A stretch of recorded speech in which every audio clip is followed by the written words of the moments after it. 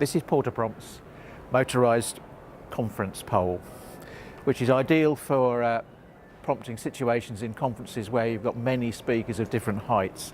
I've got it set roughly for my height here, but it can be sent all the way down here and right back up to here, which might go out of shot.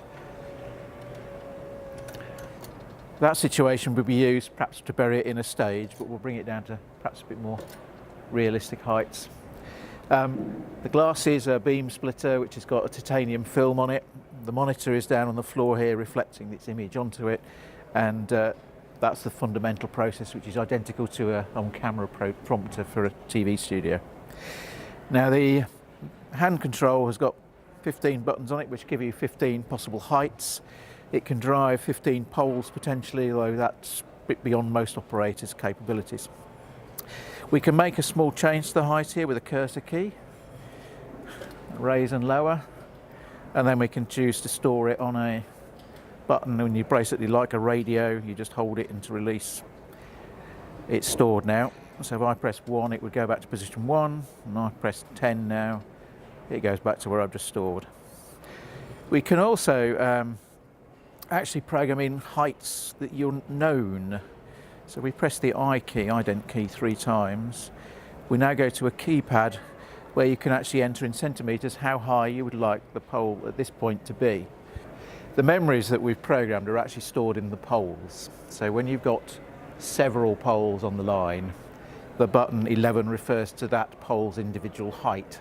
So each pole has to be programmed correctly to match presenters. So we've made that easier by pressing the copy key here, which allows you to choose this pole, which is number 7, and then you can program, say, pole 10. So you type 10, and then you'd press C again, and it would then ask you which destination you wanted to store it in. So you would press 10, and it would store that height into the other pole at height 10. So when you then later record it by simply pressing 10, all the poles would go to the same height. The home key enables you to push everything down like that, which is very convenient if you want to completely lose them. So if one speaker isn't using prompt, they can be completely hidden away so that there's no distraction for the audience or the presenter himself. Simply pressing another button, it brings it back to where you had it before. The tilt is controlled here. I'll put my hand control down. And the tilt actually lets you change the angle of the glass. Usually it's at about 45 degrees, but we can change its angle slightly to suit the audience. Now this isn't robotically controlled, it must be set beforehand, but usually, say, 45 degrees-ish is correct. There's a locking nut on here, which is why I'm struggling to undo it.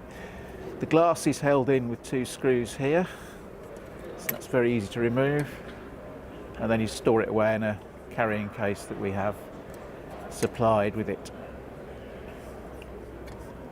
The glass must be kept in for the folding action to happen. If you don't actually have the glass in, the spring mechanism can be overstrained, so that's the folding action. We often start it there at the low end, which stops this sort of violent movement if people don't like it. If you want to find any more information out about the motorised conference pole, please contact us on 01494 450 414, or look at our website www.portaprompt.co.uk. Thank you.